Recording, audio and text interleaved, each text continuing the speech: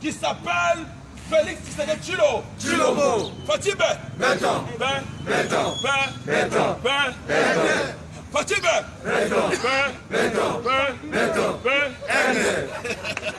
Madame, Messieurs, bonsoir et bienvenue à ce nouveau numéro de l'émission Contre nous soit dit.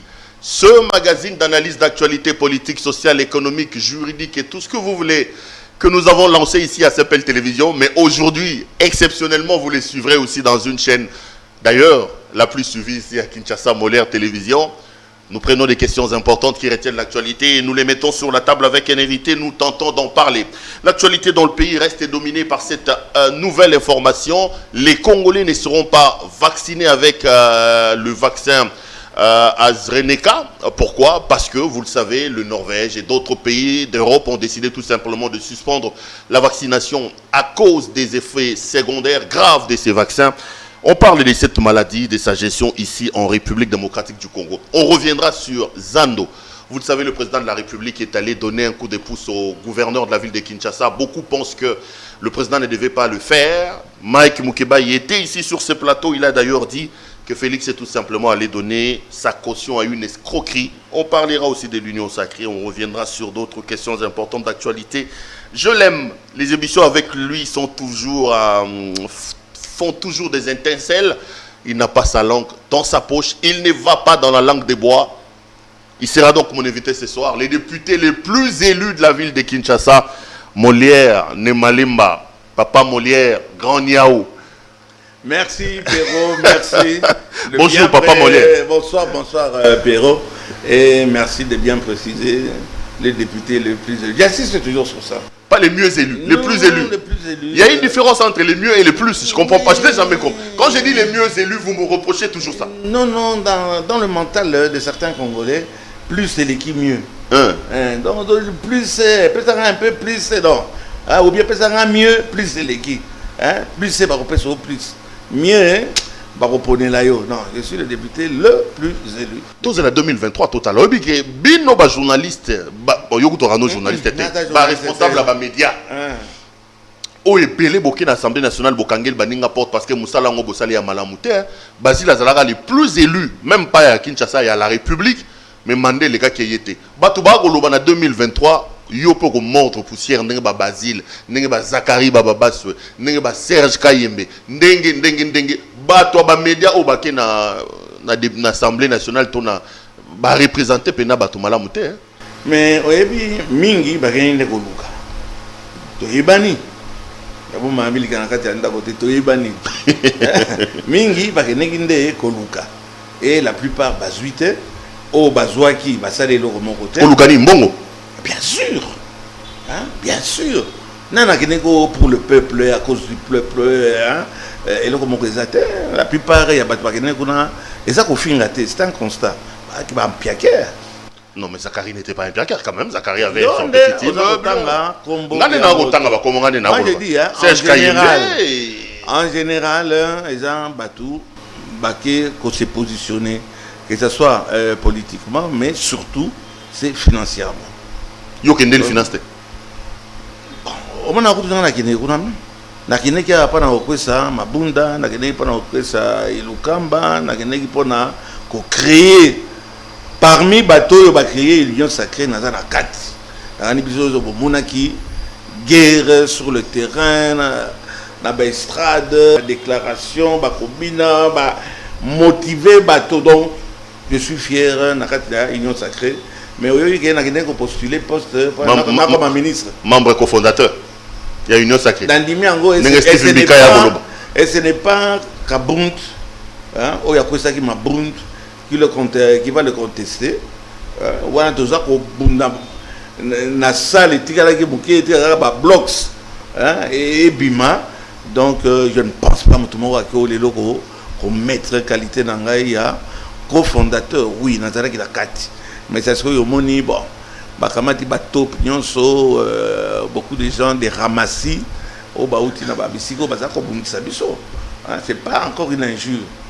Ça c'est on est allé ramasser mais yo moto zalaki auto temps comme mo na ngozo na ngote. Bazaki comme na yo nini ozalaki lelo anti Kabila, lobby pro Kabila, après demain Steve Mbikai.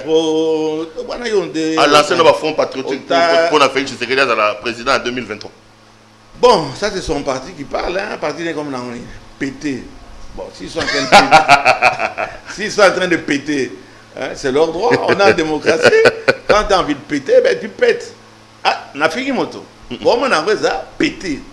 Ah, bon, quand tu pètes, quand tu veux péter, figurer comme au propre, ça dépend combien de jours il y a un bango. Yo amutabati to kolobela ngoto to ba mama ino sacré c'est tout à fait normal que proche abati alo babongo amona Steve Mbikai pour Melissa Bino pe na mambo FC ça donc c'est oui si comme Melissa Muto Pema ils ont dans la trahison en tout cas dada wana na ibo betango très bien dada o ya yote yo na lo mama Jeannette Kabila yo lo bakalobi chaque émission de ça là gars hein on dira oh le no lo mama Jeannette Kabila wa te pardon na boy na bika za mutu na yo za master na yo na boy en tant que Kinois, Kobeta Dada, c'est-à-dire Balé, Kobeta Dada. Dada. Yondo Dada. Solo bi Dada toke mamba Jeannette. Nalinga baba Dada, pas Dada. Au Alexandre Ngote, mais ça dépend, il y a intonation. Tozan na papa na biso moko, il est major. Comme on a Ignace Bokotomba. Mais il y a changé l'habitude pour prononcer Kamabe. Il y a Ignace Bokotomba. Bon, ce que tanga ngo tanga ni. Ça Bokotomba. Ah, on a fini mon parce qu'il existe. Il est officier supérieur na FARDC, hein, le major Bokotomba. Mais il y a pas bien Bokotomba, il y a pas bien Bokotomba. Il y a même chose, il y a la Dada, il y a la Dada, tous les salaires. Papa Molière, oui. Tout l'actualité, avant tout le bien membre politique, nangi quand même yo akino na lingaro député les plus élus banakin balingaro mingi. Au moment où il y a image du président Batamina si ma porte est choqué batou et c'est pélis batou mosusu bamusu babogeli yango mabanga bamusu babeteli yango maboko Molière ne mandemba au moni nini que mokonza mboka ke Batamana si ya porte pour appeler sa maman fleur au juge image on a nengeni moto wana abandaki makambo wana botala ngai bien yeo moto yo azo ndeko piéger na kolobango parce parmi likambo na yelia o yango wana Yo, Pierrot. Assalini. Oh, ndengenini, un président, surtout à des souches, Kassayen, Moluba, Bamona yo, Robatama, Nassima, ok, nous pèse à Baba Fleur. Mais mon cher ami, mais qu'est-ce qu'il y a de plus naturel?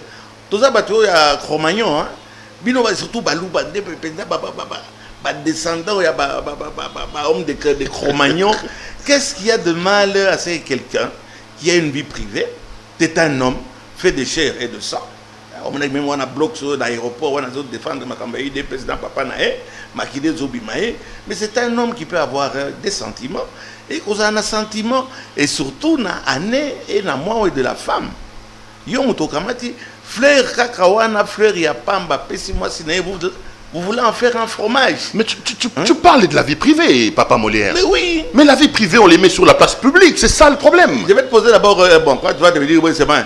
Est-ce qu'un homme public a une vie privée? À vous, on répond. Non, on répond de Tengam dans notre question. Mais ça va, voilà, je savais que tu allais dire ça. Un homme public a une vie privée. Donc, on a un paparazzi, biso. Moi, je ne suis pas journaliste, à la paparazzi. Quand on a scoop, quand on a la buzz. Mais président, Boyokaki, Fachi Béton. Fachi Béton. Akamati.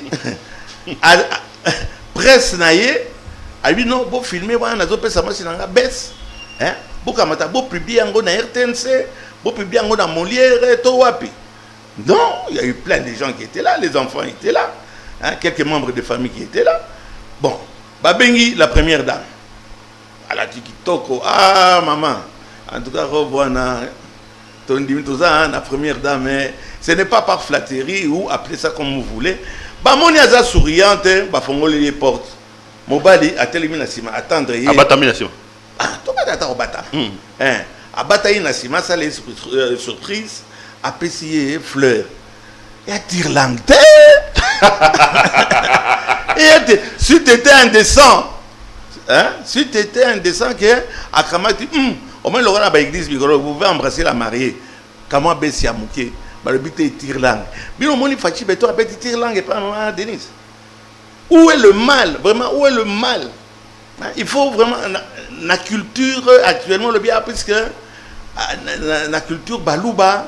Alors Le président, non, on est Félix, on est na Saint-Anne ou bien Wap. Quand le président a pesi fleur et paya, moi sinae. Bolinga inini, bino baluba, bino baluba, bakambai, bino baluba, zelana na lobi ango pesi alega kepa na yo. Alobi alega kepa na yo. Kamba ya loya kaki ako. Ok, président Balouba. Alors le problème, ce n'est pas que le geste, il faut le saluer, mais il est contre la publicité. On dit de vous que vous maltraitez les femmes, vous matez les femmes, mais quand on voit le président de la République, Kassaïen des pères et des mères, en train de faire un geste romantique, ça lave un peu l'image des hommes Kassaïens qui Balouba romantique. Au moins l'image du président, au moins on est. Mais parce que vous l'avez dit dans l'andagi communication au Saragi, je dis que non, le président est un homme. Avant d'être président de la République, il est libre de faire ce qu'il fait faire un homme vis-à-vis de son épouse, tout ça. Mais ce que je condamne, ou ce que là où je vous rejoins, c'est la publicité.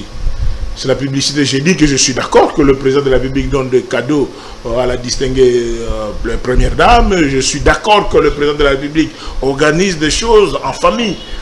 Mais compte tenu de la situation du pays actuellement, je rejoins votre analyse. Vous dites que non, la presse du chef doit faire attention à certaines choses.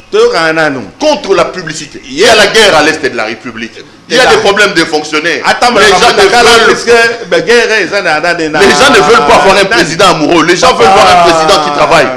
C'est un homme fait de chair et de sang. Bino Balouba, c'est ce que Bolinga Yinine.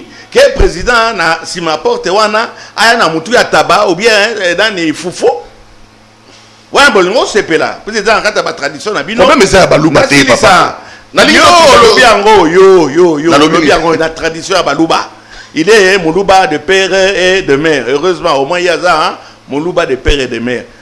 Mais yo, il y a un taba. Donc, maman Denise a kota et puis de bien bon anniversaire. Namoutu à tabac.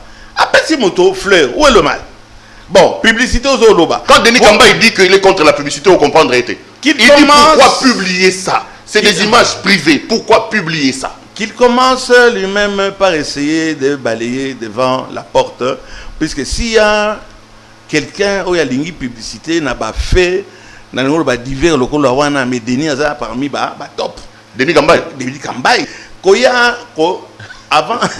Avant il y a enlevé pas il a dit soit moninga. On a beau diffamation. C'est là non diffamation. Denis Kambaï non seulement Azali Nakasai, mais c'est un Quinois, un peu Quinois. Donc, on peut se moraliser, quand Yomoko, Ozo Kamada, Asumba Nanganda. C'est-à-dire, je n'ai pas apprécié ça. Chapeau Yazo, là, Tawana, chapeau Yabadouba.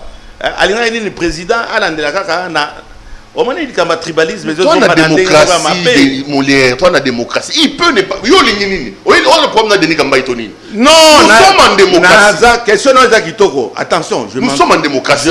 Denis Kamba n'est pas obligé de soutenir Félix sur cette affaire-là. Tu serais étonné. Je m'entends très bien avec Denis Kamba. Bon niveau, mais c'est-à-dire que venant de lui, a jugé la première dame qui a sa publicité. Vous voyez Fachi Beton a kamata bengi batalubia le bokamata bon publié na feti tozalaka bana bazali ba cousin bazali il y a toujours quelqu'un avec un cellulaire. Ako filmer ngo alingo sala beze atina tamsu moninga na kamata tinelia ba bomba kamilinga. Donc ça s'est fait à l'insu du président. Le président n'avait pas voulu. Basali on sent qu'il y a. Mais je ne sais pas. Vous voyez Fachi Beton ndenge mikolo li ce qui ezate akamata ba filmer na sima porte puisque alingo satisfaire moi sinae. Nous faire plaisir. Il faut respecter le président. Donc, choqué ou t'es papa Olivier? Son ayawa, l'ikaman est choqué. L'ikaman yo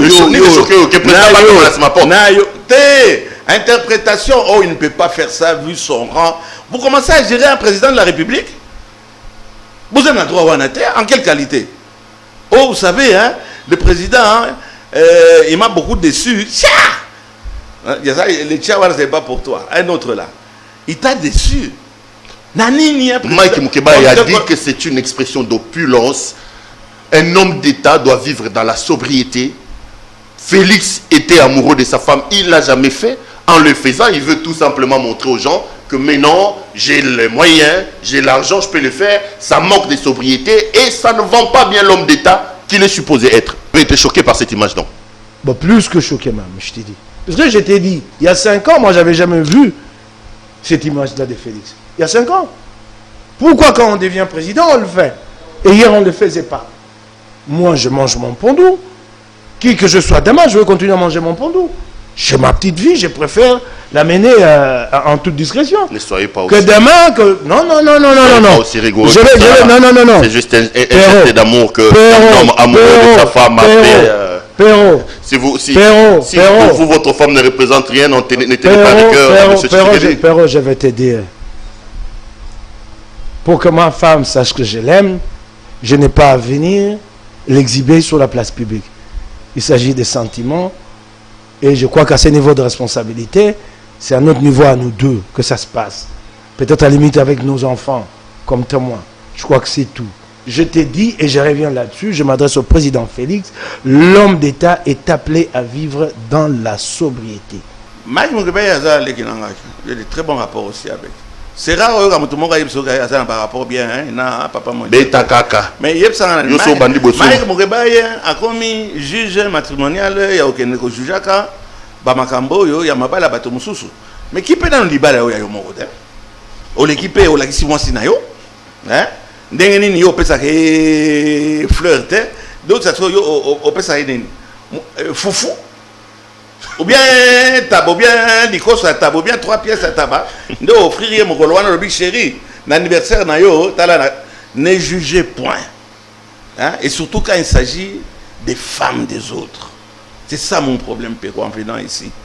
On n'a pas jugé la première dame. On ne peut pas juger la première dame du président de la République. Tu juges la première dame, t'es papa Molière. Bolongo géré ça sikoyo bakado yango na zoloba.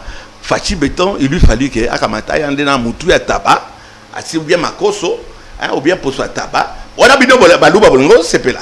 Puisque la plupart qui sont en train de critiquer, Bakambaï, Mkebaï, baloubate. Il n'y a pas plus dangereux qu'un Moulouba vis-à-vis dans notre... Moi, ça m'a choqué, ma propos na bango.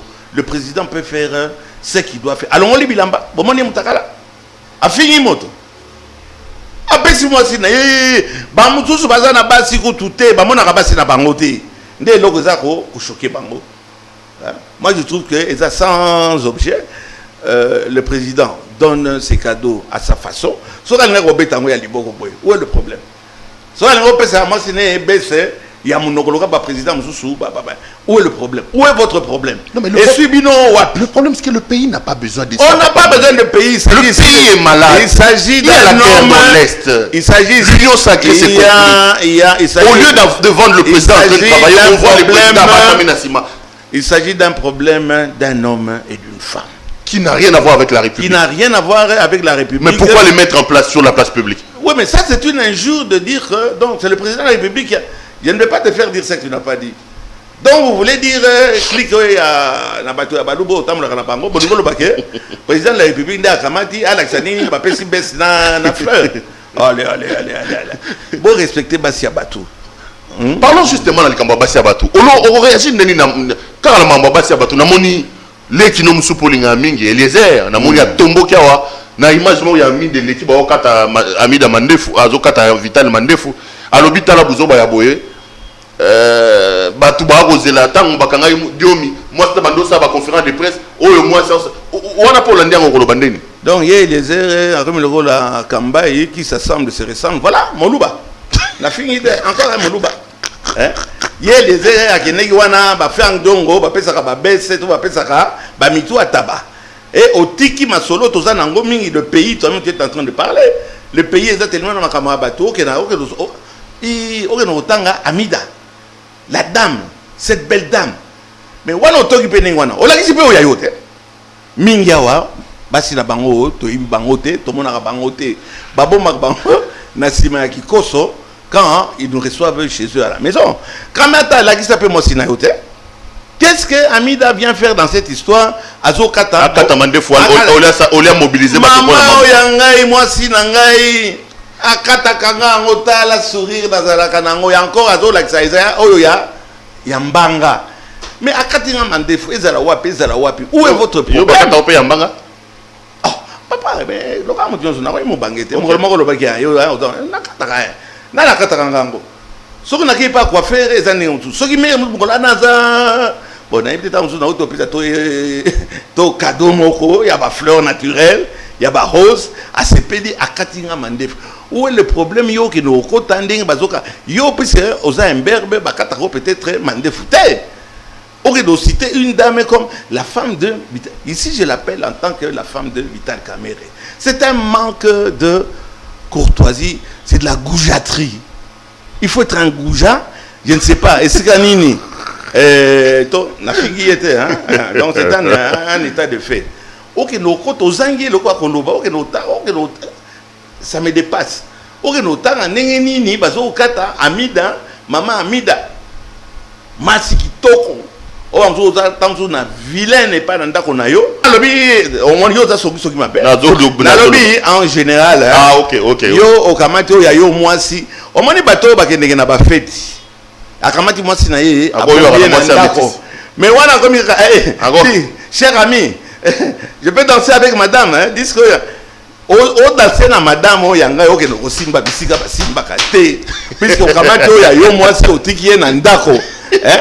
Moi, sinon, tant tout ça, il y a des gens qui sont ma bête,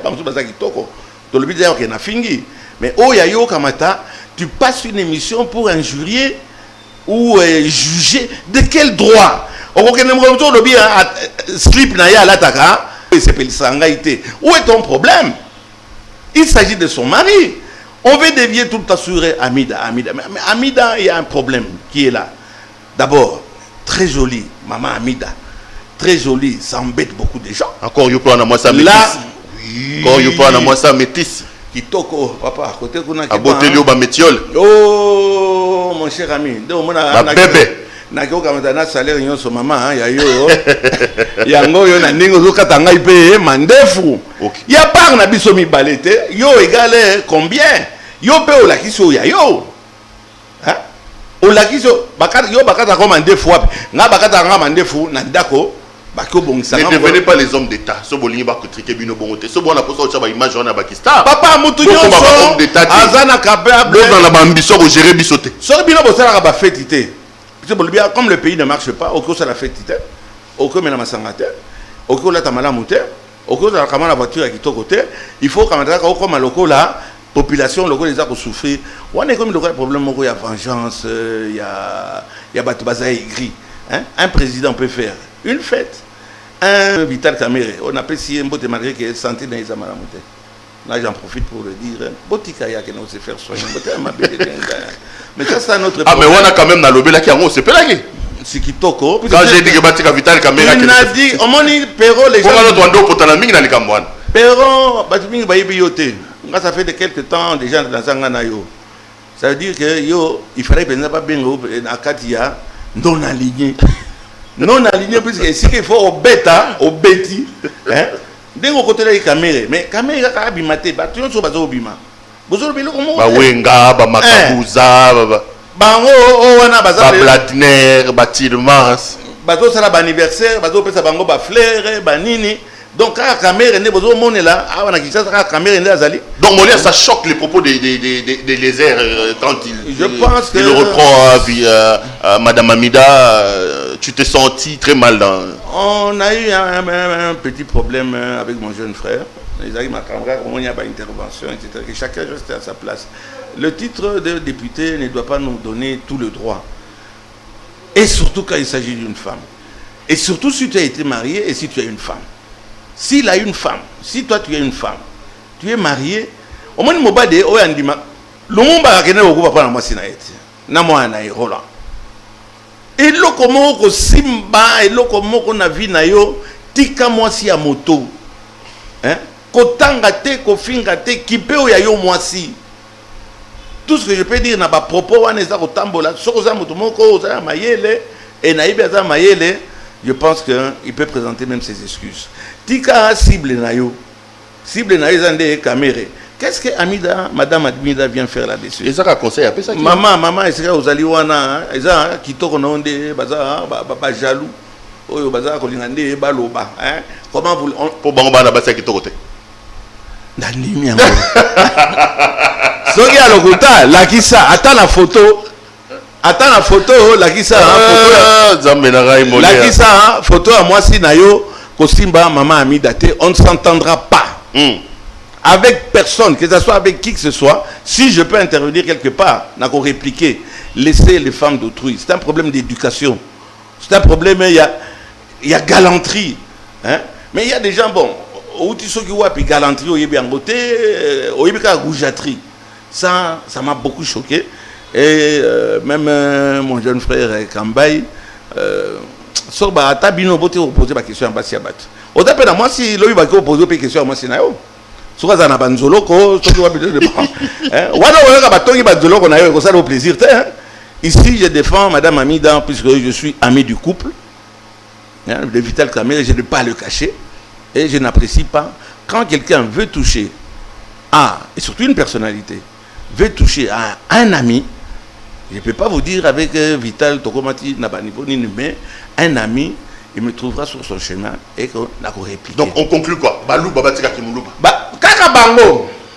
Balouba. En tout cas. Kebaï Moulouba. Denis Gambaï Moulouba. Eliezer Tambo Moulouba. Pero Louara Moulouba. Kasaye. Tout le Kasaye. Bossi ba place ba bisika nyonso etc. Boni su kotati na mabala batu. Yo mope Moulouba. Yo mope Kasaye. Oui. Maman oh ya papa na ngai ngaza Benakalambai. Maman ya papa na ngai mutetela mais na boule na ngai il faut naza mutetela na kanisaka 100% ce n'est pas vrai hein? À 50% tata oyo abota ngai maman na ye naza Benakalambai comme na ngeza tinta kanyemesha na ba authenticité na revendiquer on a dit kango puisque na dinatika 100% mutetela mais naza na 25% ya makila ya donc Benakalambai. Que le Kasaï arrête avec ce qu'ils sont en train de dire. Laissez les femmes d'autrui. Soki basi et pas na bino basi bokom sa bango soki banyama soki bani botika moi c'est botika surtout Fachi Béton a honoré la maman.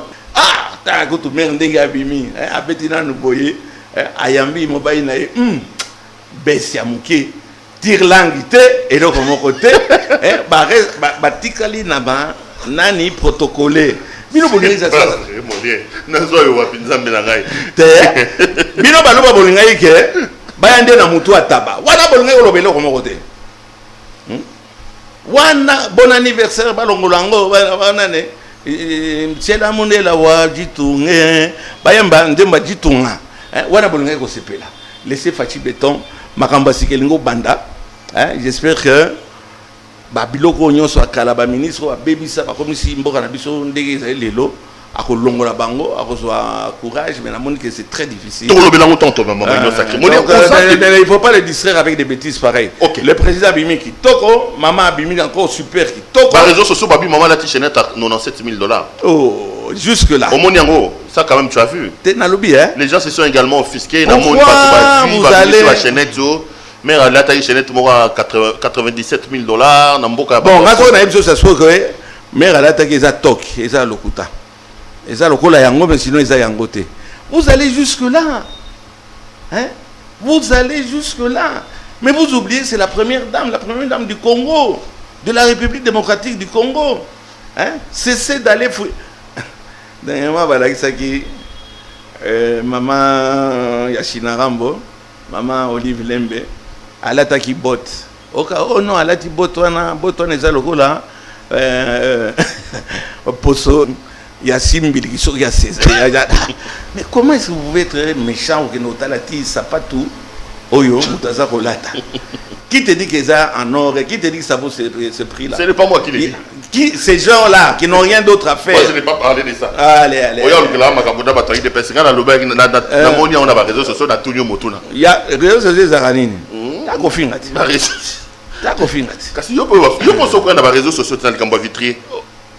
Papa. Tozonga na hotel ba mamsu. Kisanga na niveau ya ba mastic te na za la vitrier on na tia ba mastic. Na niveau tia ba mastic te papa. Avoue. Mais après na memela ki fleur et pas na kamata ayeba mais aboyi fleur ali na memela inde mutu ya taba. Debino baluba poko tika mokolo ni makamane wana. Papa Molière, aux députés les plus élus, notamment à contester en Ouazate. À Kinshasa. Kinshasa, c'est aussi l'affaire Zando, Papa Molière. Hollandi, président de la République, accueilli pour soutenir Gentini Ngobila. Bakino et Belé se sont dit choqués que Ngobila embrigade le chef de l'État dans ce que Moukeba appelle une aventure sans lendemain. Avant Toko Tanakati, est-ce que c'est normal que Ngobila sa la République rené Mokonzambo Kako Tanakati? Yo juge qui présence à Mokonzambo en hôtel de ville Neni. Batumingi baibi politique à Kinshasa te. Batumingi baibi politique à Kinshasa te. Et Kinshasa basaka na on ngwana te. Kinshasa ande moni nani indépendance et banda qui est trouble indépendance et banda qui pendant match de football le 4 janvier. Oui. Donc yo kamata beaucoup ne repesa Gentini Ngobila un pouvoir qu'il n'a pas.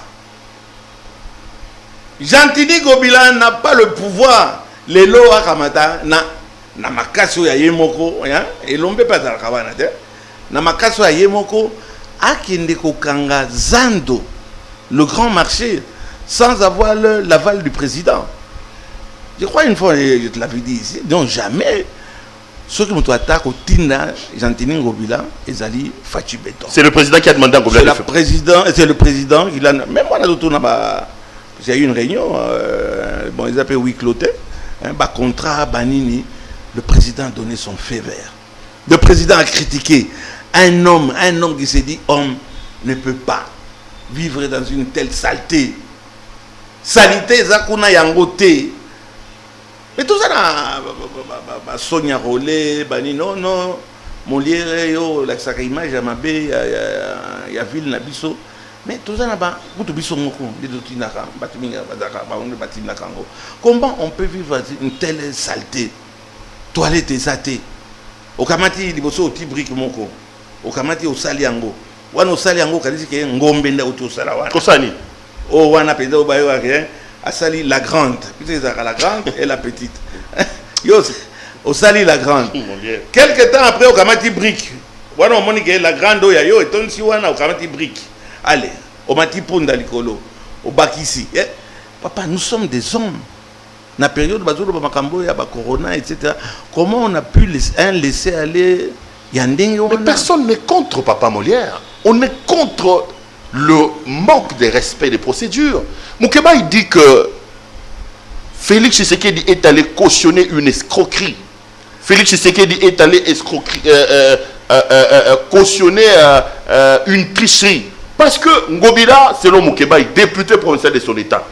On ne connaît pas le montant. On ne connaît pas les deals avec la banque qui va financer. On ne connaît pas la durée des travaux. On ne connaît pas le temps d'amortissement de ce crédit. On ne connaît rien, Papa Molière. Par-dessus tout, député à Kinshasa. Les 35 000 vendeurs et vendeuses de marché, vous ne leur avez pas trouvé des endroits. Moukeba, il dit c'est tout simplement irresponsable et c'est de l'escroquerie à ciel ouvert. Est-ce qu'il n'a pas raison, yo député? Au Folo Belabato. Et il arrive au marché central, qu'est-ce qu'il fait?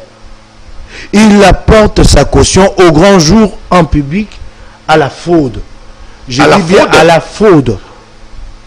Il apporte sa caution à la fraude. La question de réhabilitation du marché de fraude. Où est un marché en millions de dollars? Où est l'appel d'offres? Monsieur le Président de la République, où est l'appel d'offres? C'est ce que nous avons dénoncé ici du temps de Kabila. Il est député, Moulouba de surcroît. Ce n'est pas une injure, hein? Là, on a dit, on a 25%, il y a Makila, Balouba, mais bon, Balouba. Oyo, propose à retenir. C'est plus qu'on est dans une république bananière. Yo qui nous kamatao, au cité Combo, il y a un président avec. Il est allé cautionner une escroquerie. On doit te poursuivre. Moukiba, que je connais très bien. Rien qu'avec ce propos, on peut le poursuivre. Ça se trouve qu'il nous pouvait escroquerie. On peut gérer quand même nos mots. Je ne veux rien l'apprendre. Hein? Touti n'a un problème, même quand on a concerné la carte on dit il faut gérer les mots. Ce n'est pas par l'injure qu'on fait des buzz. Loin de moi l'idée de lui faire morale à sa député, il assume, etc. D'accord. À continuer à assumer. Mais nous aussi qui croyons, moi personnellement, je crois en Fachi Beton. Quand j'attends Moukeba qui dit ça de mon président de la République, ton président de la République, tu l'as reconnu. Hein? Après, je l'ai même voté, Félix. Voilà, d'accord. Ok, donc, pour employer le terme, bon, c'est vrai, il y a beaucoup d'irrégularités qui se sont passées. Est-ce qu'il y a eu offre, il y a passage, il y a marché, etc. Mais ce n'est pas pour autant qu'il y a des médias. Non, mais le président, le président est allé cautionner. Donc, il est complice. Il a dit le président est complice de cette escroquerie-là. Bon. Il a dit il était assis là où. Et type le président de la République, ceux qui 100, ceux qui 200, ceux qui 500, qui ne font pas leur travail. C'est quoi leur travail? J'ai demandé à plusieurs reprises que conseiller un dossier, il y a ces sacs sur la table. Il y a trop d'injures. Il y a des gens qui se croient même. Il y a un président. Puisqu'il y a à cause de la place du président, il peut faire mieux. Hein? Analysons sans critiquer. Ces sacs.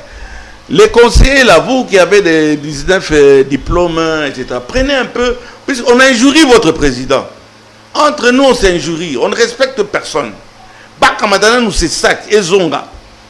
Au lobby, moi, on m'a fermé pendant 6 mois sur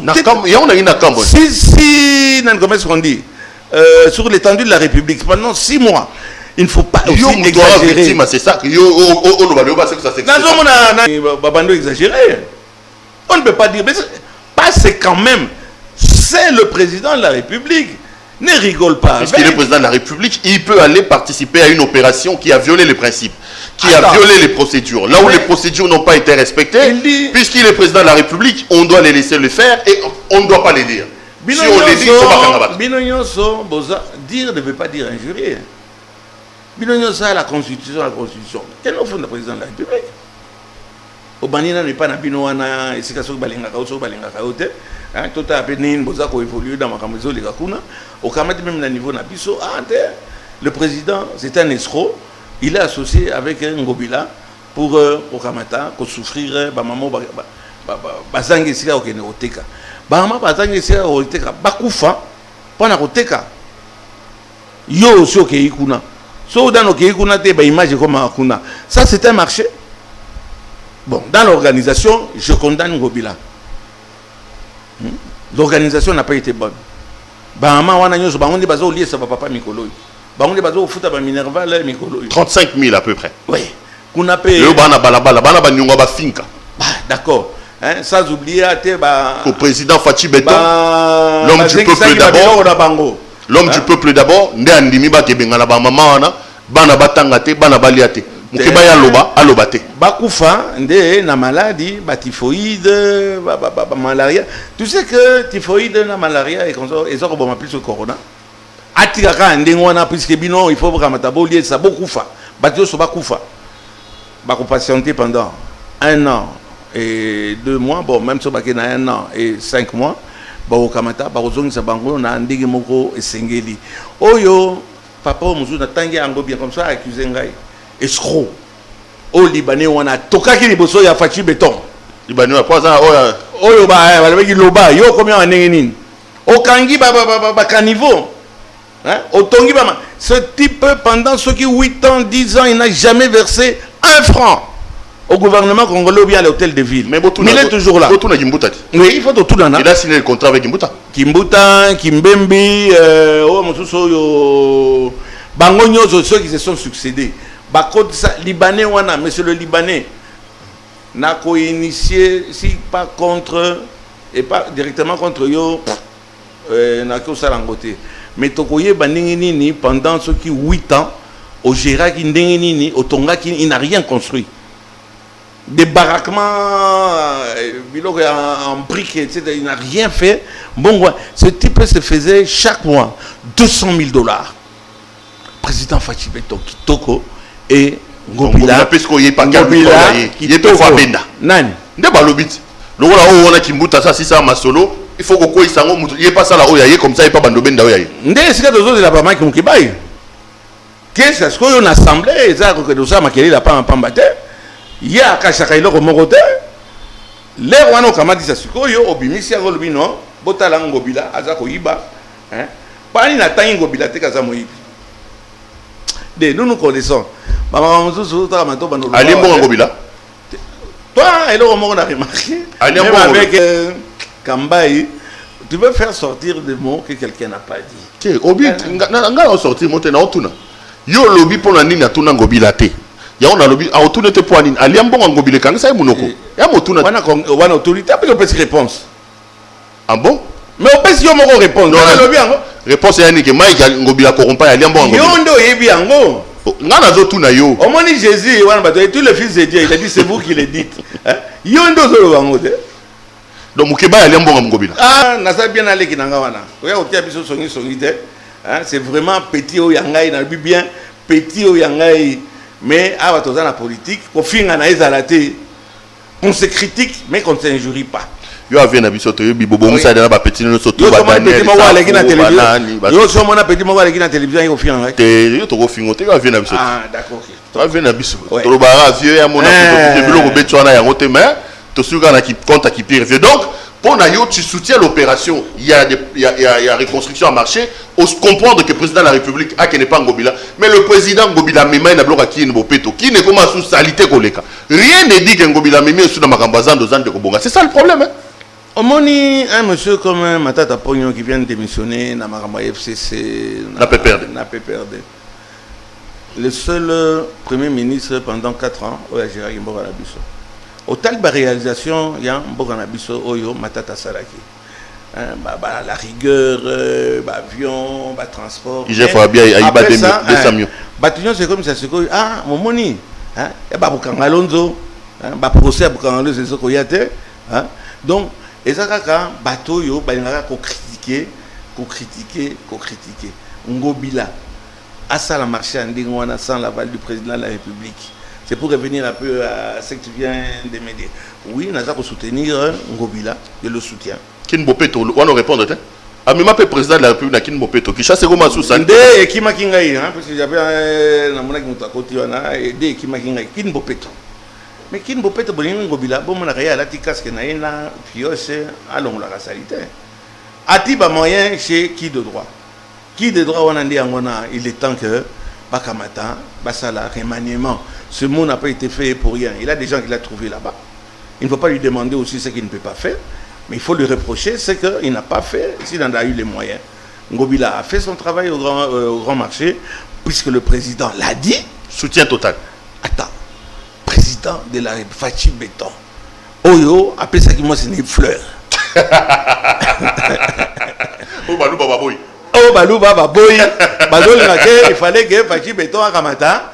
Lito imoko ya taba nde apesango ya mboa to ya taba na taba ou bien mboa Chibela c'est vous hein c'est kiff mboa na chibela bela et ça la boulette na côtelette et ça né moko donc Ngobila le président de la République a décidé messieurs taisez-vous attendez amenez les preuves qu'ils sont complices ils sont associés ils sont tout ce qu'on veut laissez-les travailler tout comme on t'a la session officielle il y a président de la République Mokolo yo vision wana ekosimba te ngai naza ko yebisa yo tokolola ye puisque nous avons un soutien total oyo bazoli otala parce que tozana Sénat Assemblée nationale tout ce que vous voulez le président a les mains libres maintenant Kabila nganyaza soutien bolokani na bati nani mbala suko yaga obi okota suma mnete na moni bozonga ni suko awa wana kicho lobaki na kenda soute na kenda ka kuna ka po la kobuka seuil tout ça non na moni azongi en pompe comme misu na simano comme demba sona boyoka ni ozongi FDC oba na ngokenda suma na kita non c'est une façon ya ngai yebsanga ite na loba na zongi sa image papa mais na ba fin de fait il faut ngane na invita ka yo loba ngana zaki na foi na FDC na makambo mingi ndenge elekaki oyo président l'autorité morale Bati le Kwebo wana anomaki lokola Bati lokola banene il en a eu pour son compte Bati wana yoso bakimi biso de kamati on est au front na front wana na FPC FDC mobimba na sniper je me suis exposé na viku trouvé mais corona na zwaki corona yona del kaindo yes aita on doit ça introduction motoza ko bunda na mabunda nani kolobani mama wana ki opesa nga mbote na vina mbote Ilukamba. Hein? Quand il faut négocier avec notre ami Kabunt. Mais les lots namonake, Bokamati, n'a pas traître. Il ne veut pas dire des rébus. Au Bakimaki, aux Zongisi Bango, pour un problème que Tozala n'a. Ma député, ouais. Vous en avez poids politique. J'ai boudé. Yango Bando Gessoute. J'ai boudé.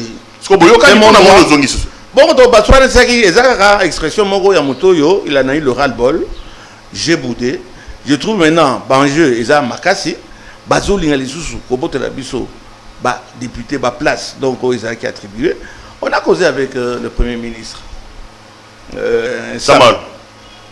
Mais après, c'est ma directive, très bien. Tu veux être ministre, tu dois avoir 8 députés. Tu veux être ministre, tu dois avoir 8 députés. Donc, bis nous avons kota na biso. Na kati kota na biso c'est ce que yo Kabunt à Kabunt. Na été so yo poso ça et là parallèle. Et c'est que baza qu'on nommé ba ministre. Ba bien ça le mot comme task force. Il n'est pas consulté. Task force. Fin de fin avec Sama. Mais Sama a été nommé par le président de la République. Fin de fin. Qui gère le pays? C'est le président de la République avec le Premier ministre. Le Premier ministre des Ananida Sama. Donc, Bino AFDC, vous comprenez ce que Bilo Kaboun dans sa tête. Nous allons voir Moto Yasuka, Jean-Marc Kaboul. On a essayé de l'appeler il y a 2 jours, pas un Tokutana. Il y a 20 députés, on voulait le voir, pour dire qu'est-ce qui se passe. Tout ça, il y a bien. En tout cas, Union sacrée, Ndeko Yeba, Ndénéné, défection Zaraka. Zelaka, ministre Ebima. Bakomba ministre Ebima. Parce qu'il y a un désordre qui n'a pas été là-bas. Ah bon? Union sacrée a un désordre? C'est un désordre. Il y a Nini. C'est quoi? Un problème de leadership, un problème de vision, un problème de quoi? Le président n'arrive pas à imposer la discipline. En tout cas, pour une fois, c'est toi qui l'as dit, mais Nalande Lio. Le président ne parvient pas à imposer une discipline. Il faut rappeler Jean-Marc Kabound, tout commandant à bateau, puis ça attend à bien recommandant. Donc le perturbateur, c'est Jean-Marc. Je ne sais pas si c'est le perturbateur, mais Ayeba. Jean-Marc Ayeba, c'est le président de la République démocratique. Il n'est pas le président de la République. Il n'est pas le vice-président de la République. Bakota Onega Pesaki, Batika, le premier ministre Akamata, à ça le gouvernement naïe. Soria Okota, tant mieux. Soit Okota Te, à tant mieux. Mais actuellement, désordre Zawana. Et ils sont encore FDC. Mais si on dit que Kingani, oh, ah non, et pas Nangaï, et pas Katumbi, Nakolongwa. Non, mais comme dans les airs à l'objet jusqu'à là, vous comprenez. On ne comprend pas. Ensemble ne connaît pas encore le nombre de députés qu'il a. Ensemble ne comprend exactement pas ce qui se passe. On dit même que Sorie Mora, ministre, était à Roland-Lablo ensemble. Tout ça, c'est le désordre. Du coup, vous commencez un peu à tordre le cou aux espoirs placés dans cette histoire. Des menaces inutiles. On va avec le principe que le Premier ministre Sama a dit. 8 députés est égal à un ministre. 8 députés est égal à un ministre. Bolongo perturbé à c'est lui qui propose les noms. C'est chaque parti a proposé non naé. Et c'est le président. J'espère que le président va surprendre beaucoup de gens. Puisque Bic Rouge, Madame, Monsieur, vous suivez l'émission Contre nous, soit dit ce soir. Tobé Tamasolo, Nazie, Nangaï, Molière, Batomso, Abarate, Oyambi, Gobenge, Viété, mais de toutes les façons, attends un plateau à vie, attends une bande à vie, mais bon. Invité Nangaï, vient Nangaï, Molière, Malema, Grania, ou Naïto. Ça se trouve vieux, on a des raisons, toujours sur un avion, on a balouk, ça se trouve vieux, wapi. Azawapi. Anecdote. Mais peut pas Molière. Batebele balobi Union sacrée et Romo Gemabe. Bangoïka Sanji. Et Rokufa. Nani. C'est un grand flatteur dans la conférence de presse Mora Salaki. Steve Mbikai. Jean-Lucien Boussa. Lambert Mende. Il semble qu'ils sont encore en train de se battre aujourd'hui pour voir dans la Union sacrée. Est-ce que tu donnes encore la chance à cette Union sacrée? Non. Beaucoup de Congolais ne croient plus à l'Union sacrée.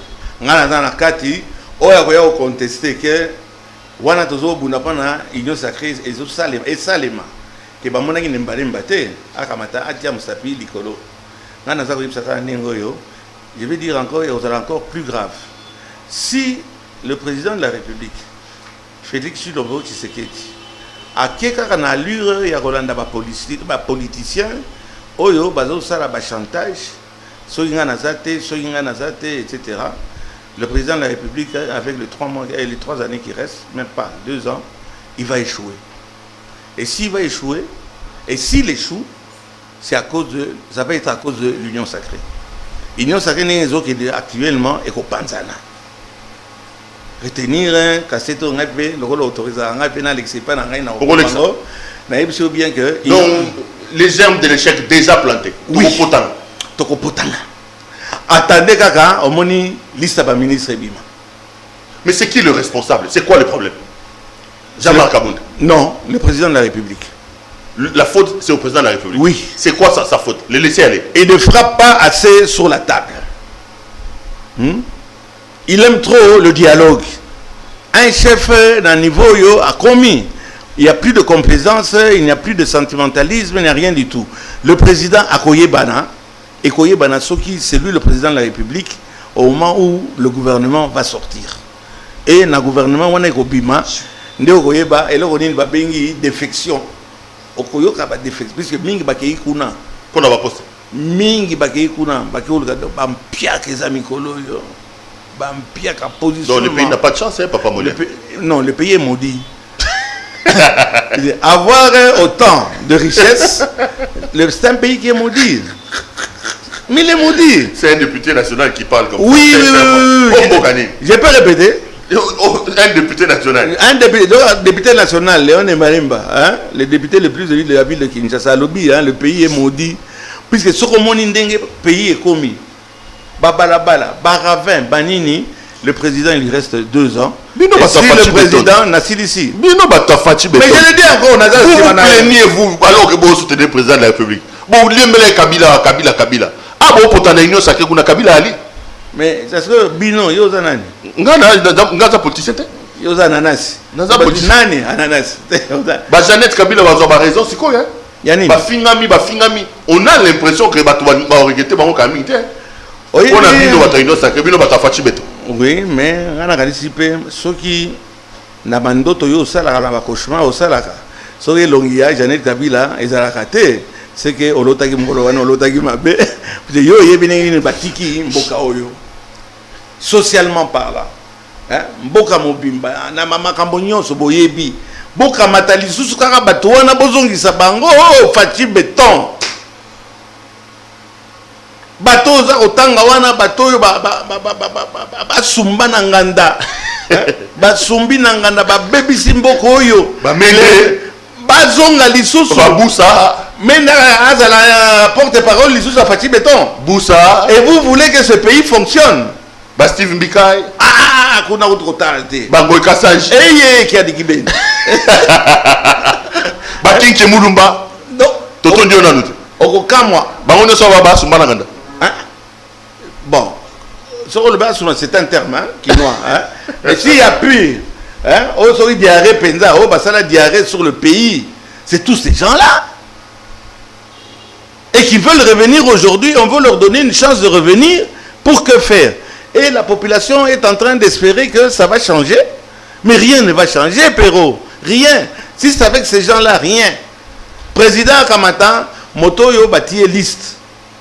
Ah, yo Kingani, mais tu as déjà géré, non? Oui, j'ai déjà géré. Ok, dehors. Critique à Liboso, Moto ya géré qui? À qui ont un ministre? Kamata ndekonayo, Kamata tout ce que tu veux, nakati quand même abatouana batouya mayele bazali. Pero Kamata ba notia yo na RTNC na information au lieu ya baba oya zakuna eloko bazazo sale toujours batiso ya ndenge nini baba ndo beta ba dernier coup de sifflet on va Joël Kadé, on va Christian Bosembe. Voilà, la jeunesse, on a besoin de la jeunesse. Gaïté. On a Bacha Christian Bosembe. Baote a pété. Bacha Joël Kadendanga. Kaka bakombo uto tanga wana baonde bakozonga. Mamende kande bazonga. Na beti. Basumanangana. Basumanangana bakozonga. Na ko so bazongi yo longo inyo saketo su. Zela na nazo anan, na lobi bien hein. Kaka 80% ya bato bakozonga. Basumanangana. Tobeti yango. Président, tala monera obetsa ngai. Ma pire sniper Jamais aux autres libo comme on a bêti parler. Donc on défie le président. Tout à ce moment na on défie chef d'angaïté. Ah chef d'angaï. Et ça conseil il faut parfois parler. Parce que ça zongi olongwe. Ça va mende baboussa ba zongi olongwe olongwe. Na longue je n'ai jamais géré. Olongwe na union sacrée. Car na ça qui makelele na longue. Et donc comment résaté? Yo moza kan na guerre eza ko sala masasiko yo ya pour positionner ba ministre. Mais la guerre est là entre le premier ministre Sama et Jean-Marc Kabound. FDC, il y a carrément une cacophonie terrible. Ça ne marchera pas si le président ne tape pas sur la table. Si le président n'impose pas, tous les gens qui ont géré, Zala conseiller, Zala... Bati a géré, il est quand même président aujourd'hui. Hein. Bon, on l'a voté, hein? On l'a pas nommé. Bati a géré. Ici, on l'a voté. On ne l'a pas nommé. Bon, ma camarade ordre, on a eu ordre, sur ordre, on a eu bololé, on a eu sur ordre, on a eu ça. Et tout le monde a voté. Quand on a dit pas soulever moi bateau, on a une élection de bateau. Et ça a demandé c'est pour montrer que rien n'a changé. Yo peux choquer mon que Carole a dit sur le Sénat. Écoutez, d'abord, c'est difficile pour moi d'appeler ça impressionnant, puisque qui ne découpe les alaka, parmi aux années bandego. Non, on a dit que on créé na maman Amida, comment on katamande. Papa, il faut toujours y ait une ligne rouge à ne pas franchir. Ligne rouge, on a tout n'a pas mais on a des raisons. Bateau bafota qui est bah il prend nini Jeannette rôle bateau pour là aussi c'est la famille. Non, Jeannette quoi que je suis né à Lubumbashi, grandi à Lubumbashi, soyez naïf que tu as par rapport à mais bateau, pourquoi vous voulez être ennemi avec tout le monde? Ok. Toi, tu as des raisons d'être ennemi. Oh, papa. Mais moi, non, j'ai pas le. J'appelle toujours Dada. Je suis en très bon contact. Je le dis, je suis en bon contact avec lui. D'accord. Tout le monde a élection. Papa Molière. Hollandi Guégué Salami à la cabinet président de la République n'a pas fait. Le long la Landia n'a pas. Parlement de Bounioso, Kofinga mo befek bakom Kofinga manako mo kana mawa. Naoki bandeko ide pes balobi pas d'élection avant le recensement. Tobo sonate que en 2011 Kabila lobaki pas d'élection sans le recensement, batu bakufaki, batu bagime nanzela. Ozo interpréter ndenge nini le fait que lelo ezana na cabinet président, ezana UDPS, batu bakomi ba allergique quand on leur rappelle que il faut organiser ba élection en 2023. On ne pourra pas organiser les élections en 2023. Ah bon? C'est aussi bête que ça. On ne pourra pas. Tozo Kende, Bino Bobenango glissement. Et ça peut glissemanter. Mais Tokyo Kende était Banababotami. Au Ibinale, tout ça, dernière élection de Salaki. Il y a eu un problème là-bas, on a 17 ans, il y a 18 ans. Bazaki a enrôlé. Tu te rappelles? Ça a fait beaucoup de bruit. Comment voulez-vous qu'on aille aux élections quand la population te habite, babotami, comme il a 18 ans, pas n'a voté, te habite pas voté. Caméra y a moi là. Élection en 2023 exact. Et aux alatés. Ben en glissement, ben et aux alatés. Donc vous préparez déjà. Mais c'est la logique même. Un recensement prend au minimum 2 ans. Kabila, Chinarambo.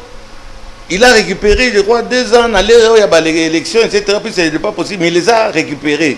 Pourquoi voulez-vous que Fachi Beton a récupéré en côté? C'est constitutionnel. Fachi Beton dit qu'il est l'homme de l'État, non? Alors, donc, tous ont cimenté. Tu vas faire un Kabila Molière. Bazon a cimenté, avancer Liboso, non. Je dis simplement ceci. Est-ce que nous devons aller voter encore avec le carte électeur Yachina Rambo? Kabila. C'est moi qui pose les questions. Toi, tu vas aller voter encore avec carte ya Chinarambo. Nan électoral, ils ont la CENI, la liste. Puisque la Constitution a dit qu'en 2023, on doit aller toquer na vote. On doit aller dans vote dans les conditions Mokito. Donc, 2025, 2026.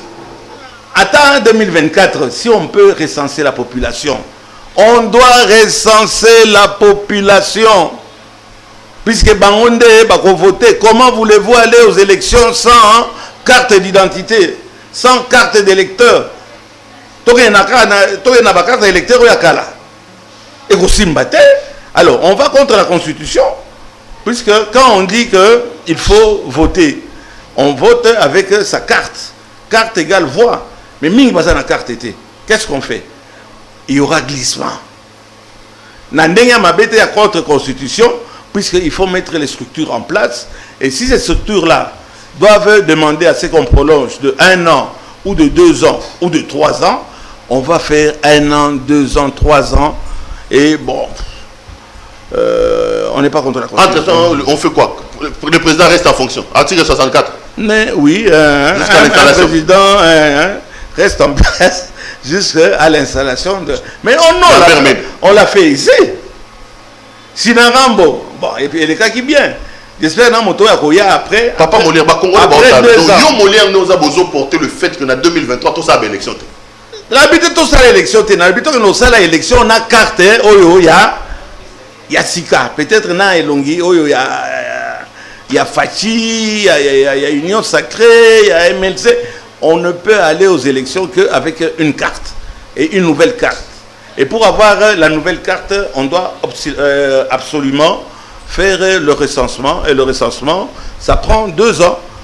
Voilà un peu que Tokokinde, na glissement. Donc on a discours à Kabundi na Kabuyande au Tchena Monoko. Non, mais papa, mais aux intellectuels. Aux députés. Olingo qui est voté dans la carte ligne. C'est aussi sélection. D'ailleurs, on a raté la carte. Bon, Kabila en 2015, dans le Bobo, il y a un point.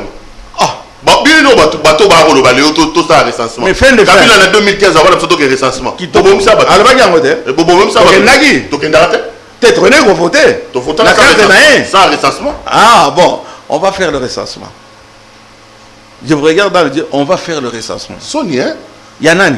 Il y a bien bateau pour soutenir bateau pouvoir l'autre. Donc le discours que vous avez tenu hier, vous contredisez aujourd'hui.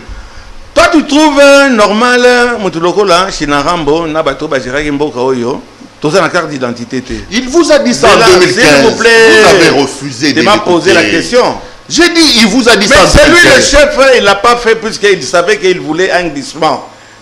Fatih dit qu'on doit aller avec une carte d'identité. Donc lui aussi il va avoir son glissement. Il n'a pas besoin puisqu'il a besoin d'une carte d'identité. Fatih Béton n'ira pas voter avec la carte de Kabila. Fatih Béton, mon président. On a Zolanda, problème Fatih Béton a dit sa phrase dans le président de la République, le jour où il ira dans la urne, pendant l'élection, il ira avec carte à Sika. Suspendre le vaccin. Bon, c'est malheureux.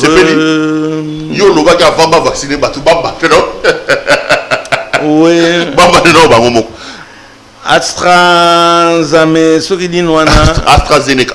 Zeneca, et Simbité n'a pas beaucoup de Norvège, pays Wananyonso, Baboyango. Carrément Baboyango. Afrique du Sud, Baboyango. Ah oui, pas d'abus aujourd'hui 14 millions. Est-ce que Tosomba qui, est-ce que Bakabela qui biso? Mais l'Ikambo, il y a vaccination. Le ministre qui représente le président de la République dans le secteur Wana, ce qui a pris des mesures, il y a sensibilisation. Il y a un échec, puisque la plupart, la majorité, il y a des Congolais, il y a des Kinois actuellement, ne veulent pas de cette vaccination. Le Mondo ne fait pas correctement son travail. Hein. La sensibilisation il de la communauté. Est-ce qu'on lui donne suffisamment de moyens et est-ce qu'il a encore le temps, puisque est-ce qu'il sera reconduit? Bon, moi je peux dire peut-être... Il y a un rapport de l'IGF contre lui. S'il sera reconduit, ça va faire scandale aussi quand même. Hein. Bon, moi j'espère qu'il a fait quand même un bon travail. Vers la fin, il a fait un bon travail. On a beaucoup critiqué. Il a quand même dit angle mingi que pas Mouyembe, pas autant il a Mouyembe au fond d'arrêt, au fond On ne tire pas. On ne tire pas sur un cadavre avec un bazooka. Donc, il comme ça. Oui, mais c'est un cadavre. Mais dans le but, pension essayer les qui est. Azali, spécialiste dans le domaine, je te demandais le nom épidémiologiste. Oui. Alors, Azali, c'est qui virologue. Tant n'a ici coquille. Maintenant, non, il y a un professeur là dans la clinique universitaire. Bangonde bazar otala et là on est dans quatre vaccins wana. Mais vous n'avez même pas un microscope électronique.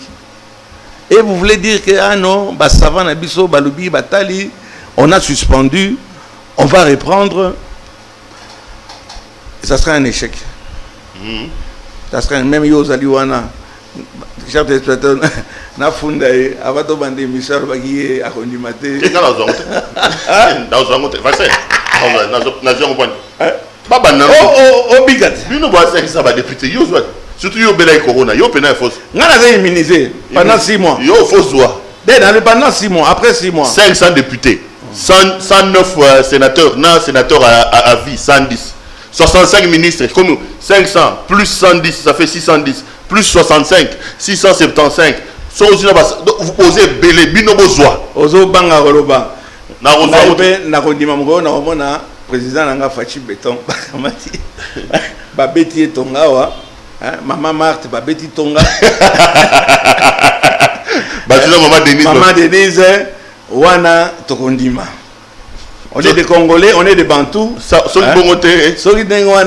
En tout cas, banotia au moins batera mingi col pas texte batera mon ba milango ya corona wana batera nango je crois que ba congolais tu ba peso toi que dans ça examen masu bana ba set na ebike ba émission na biso e comme pas mon konzi même pas ya maman mokolo yo ba kotuba yo yango nde biso pe tokodima donc je suis prêt yo ataba mati baketi yo ozangote so na mon numéro babeti yango so président na mère na maman Marthe bazito ozote kaka na lo wana nazomana bazozo bazopeza baya opeta bato bomaite so na moni ka bazuye babeti ngai pe na kamati liboko pe na kamati na pesa yango ça yango ozote mais mboka mususu baboyi biso lundi mapana yo otinga mosapito on a kota yo tina ba pumbo 80%. Yo penza nde faut que ne mango que non. Na lobi yo nde nan lokola nan ozwe yango te na to espérer ko zo yango puisque vous allez immuniser.